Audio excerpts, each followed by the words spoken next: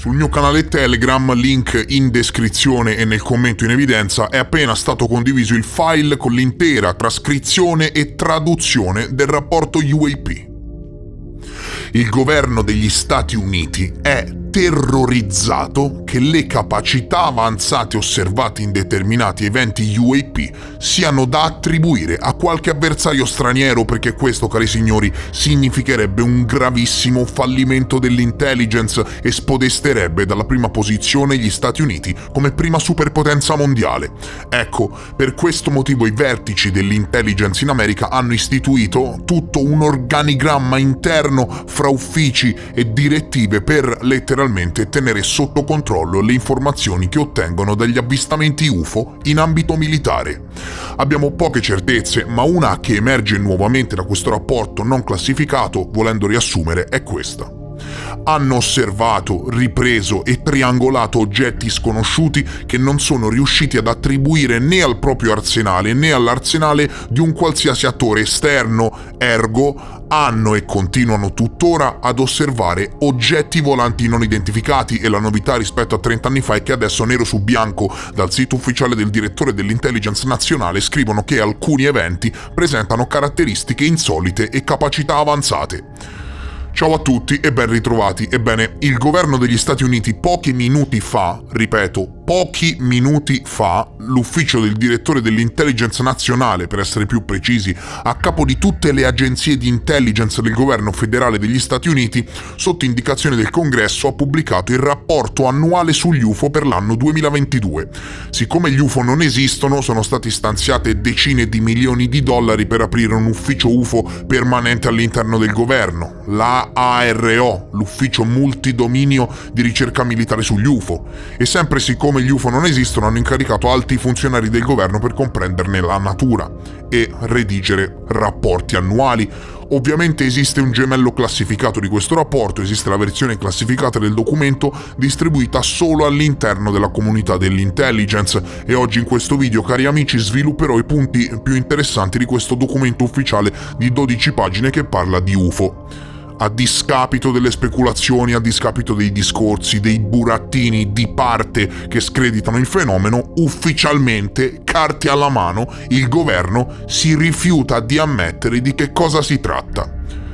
Io cambio modus operandi e, a differenza dell'ultima volta, evito di leggervi per intero il fascicolo, perché tanto so per certo che delle informazioni esposte ne arriva il 5% neanche se mi metto a leggere tutto d'un fiato, e quindi racconterò così in una chiacchierata molto informale il contenuto del documento, spiegandoti in breve di che cosa si tratta e che cosa contiene. Come già annunciato a fine video sul mio canale Telegram, link che trovate in descrizione e nel commento in evidenza, clicca e iscriviti al canale Telegram per avere notizie immediate in merito al mio operato. Condividerò un file con l'intera traduzione del documento in italiano, caricherò sul mio canale Telegram la traduzione del documento in italiano. Allora, ufficialmente il governo, ancora con questo rapporto che copre l'intero lavoro di intelligence svolto nel 2022, non sa di che cosa si tratta. Esclude che si tratti di avversari esteri, anche se ne è letteralmente terrorizzato, e se ovviamente per alcuni casi hanno trovato spiegazioni convenzionali, molti altri,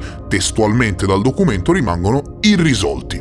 Abbiamo avvistamenti ripresi da più sensori, dai sensori di monitoraggio più all'avanguardia del pianeta, abbiamo sistemi di tracciamento a bordo delle navi, sui satelliti e sistemi interagenzia avanzati per il riconoscimento spaziale, eppure non riescono a capire di che cosa si tratta. Ci sarà un motivo, no? Hanno un background a livello di informazione in America che risale ai primi anni 40, ma seguendo il filone filone che vogliono proporci e quindi prendendo per buona l'ipotesi che davvero non sanno di che cosa si tratta, reputo la cosa alquanto preoccupante, non trovi? La prima superpotenza militare e tecnologica della Terra che non riesce a identificare strani oggetti che volano nel suo spazio aereo ristretto?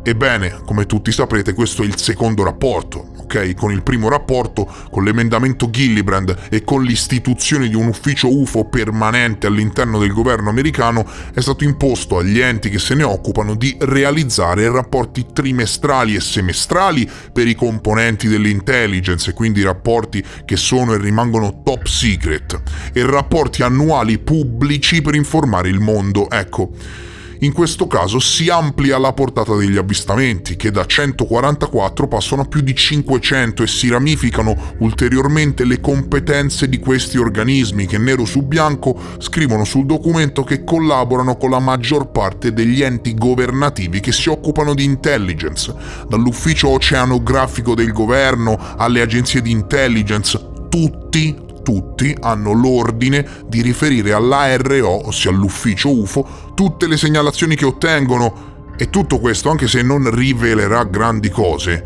è importante per un solo ed unico motivo: facilita la segnalazione da parte dei piloti e da parte del personale militare, che non si deve più preoccupare di essere recluso in psichiatria se segnala un UFO. Questo porta a una consapevolezza pubblica immensa, anzi ci sono gli appositi moduli e l'apposita catena di comando che riporterà all'ufficio del direttore dell'intelligence nazionale il tuo avvistamento e indagherà con gli appositi mezzi. Sapere di che cosa si tratta i vertici lo sanno, parliamoci chiaro, ma anche se non lo sapessero è grave. Anzi, forse è più grave se non lo sanno. Pensateci un attimo, gli Stati Uniti, che hanno risorse tecnologiche talmente avanzate che alcune di esse sono ancora top secret, che non riesce a identificare oggetti che volano nel proprio spazio aereo controllato? Ma stiamo scherzando? Se ti stai chiedendo cosa dice il secondo rapporto, dice esattamente questo: che non sanno cosa viola il proprio spazio aereo. Sommario esecutivo, almeno la sintesi, leggiamola. Dai. La segnalazione di fenomeni aerei non identificati UAP è in aumento, consentendo una maggiore consapevolezza dello spazio aereo e maggiori opportunità di risolvere gli eventi UAP. Oltre ai 144 rapporti UAP coperti durante i 17 anni di rapporti UAP inclusi nella valutazione preliminare dell'ufficio del direttore dell'intelligence nazionale, ci sono stati 247 nuovi rapporti, attenzione, nuovi rapporti, e altri 119 che sono stati scoperti o segnalati dopo il periodo preliminare di valutazione. Ammontano quindi a 510 i rapporti UAP al 30 agosto 2022. Ulteriori informazioni sono fornite nella versione classificata di questo rapporto, nella versione top secret.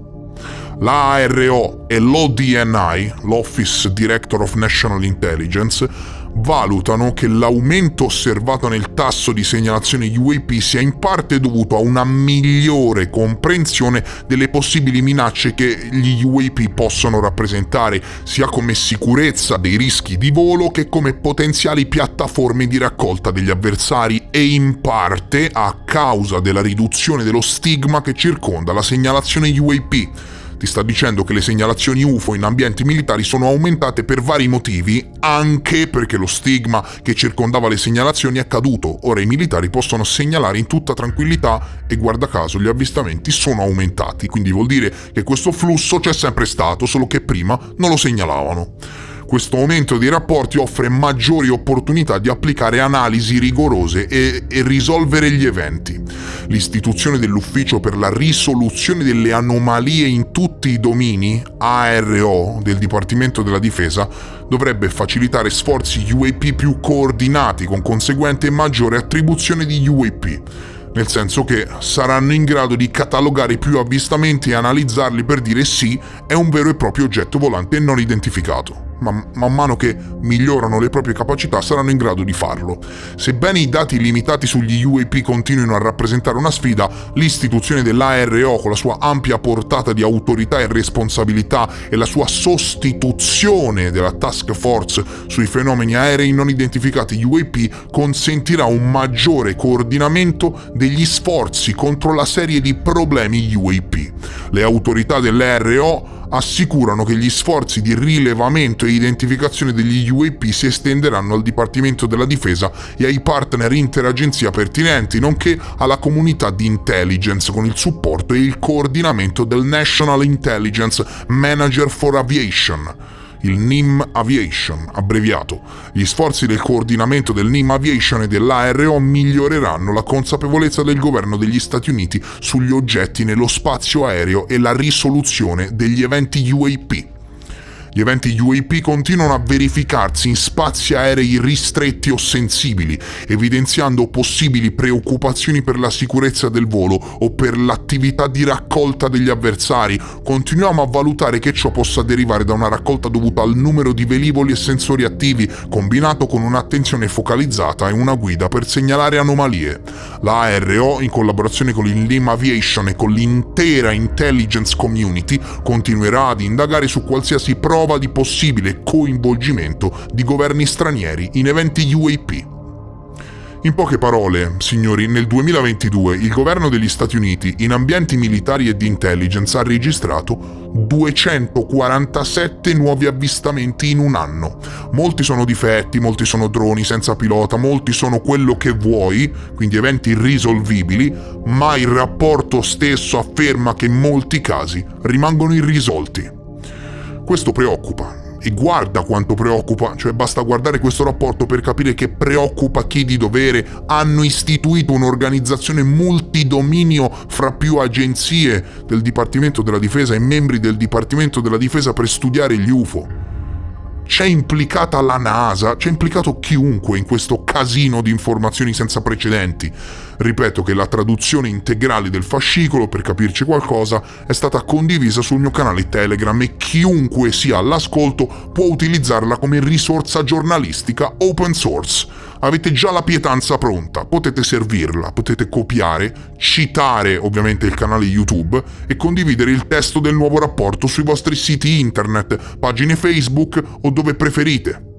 Ovviamente se non citi il canale YouTube ti offendo la famiglia, ma questi sono dettagli. Si scherza, eh? Cosa vogliono fare? Ve lo dico io. Tra i vari goal che ha l'ufficio UFO c'è quello di catturare e sviluppare le capacità per catturare uno UAP, e non me lo sto inventando su due piedi, ma c'è scritto qui nero su bianco su documenti ufficiali. Un aggiornamento sugli sforzi in corso sulla capacità di catturare o sfruttare fenomeni aerei non identificati. Sfruttare in che modo? È ovvio, no? Replicandone le capacità, sfruttandone la tecnologia. Capito, Bob? È carino anche un'altra cosa, è carino anche il linguaggio utilizzato e i termini spiegati. Con il termine range fueler viene definito dai piloti della Marina degli Stati Uniti sulla base di osservazioni UAP che interrompono l'addestramento prepianificato o altre attività militari in aree operative militari o spazi aerei ristretti. In pratica, se dei caccia si stanno esercitando in una no-fly zone militare di addestramento strasorvegliata dai radar della Marina e uno UAP dal niente appare in queste zone, come è già successo, burlandosi delle capacità dei caccia militari e dell'intelligence della prima superpotenza mondiale, come è già successo moltissime volte, loro devono riportare un range fueler. Cioè, capito a che livelli siamo? Una parola, un termine che viene definito dai piloti della Marina come uno UAP che interrompe l'addestramento prepianificato o le attività militari. Si parla ancora di veicoli transmedium nella definizione dei termini come oggetti o dispositivi osservati durante la transizione tra lo spazio e l'atmosfera o tra l'atmosfera e i corpi idrici che non sono immediatamente identificabili, e poi scrivono che Siamo fiduciosi che le continue attività di perseguimento UAP cooperativo multiagenzia si tradurranno probabilmente in una maggiore consapevolezza degli oggetti all'interno e attraverso i domini aerei, spaziali e marittimi, nonché la natura e l'origine degli UAP in futuro. Nonché la natura e l'origine degli UAP in futuro. Maggiore consapevolezza, capito? Ti stanno dicendo che alla fine dei giochi, alla fine delle speculazioni, alla fine di tutto, rimangono oggetti volanti non identificati completamente sconosciuti. A che se ne dica è questo. Signori, parliamo di più di 500 incontri confermati nel primo ventennio del 2000 da parte delle forze armate statunitensi. Metti caso che più o meno questo dato rispecchia quello delle aviazioni di tutto il mondo e prova a pensare a quanti UFO vengono avvistati ogni giorno da parte del personale militare da ogni parte del mondo. Ci tengo a ricordare il pilota Ryan Graves, intervistato dal New York Times, che affermò che il suo battaglione riportava avvistamenti di oggetti volanti non identificati quotidianamente per 2 anni. Parlò lui stesso e affermò pubblicamente di aver osservato una sfera con un cubo all'interno che viaggiava in cielo. Fai un po' te a che livelli siamo, ok? Spero che questa notizia flash del rapporto sia stata di tuo gradimento, ho fatto del mio meglio e ovviamente per tutti gli approfondimenti del caso ti rimando al mio canale Telegram per scaricare il file con l'intera traduzione del documento. Dacci una lettura perché comunque ti aiuta a capire a che livello è l'eccellenza americana per quanto riguarda lo studio degli UFO. Hanno un'organizzazione che fa paura. Va bene, grazie per essere stati con me, vi mando un grande abbraccio e noi ci vediamo presto, molto presto, nel prossimo episodio. Adieu!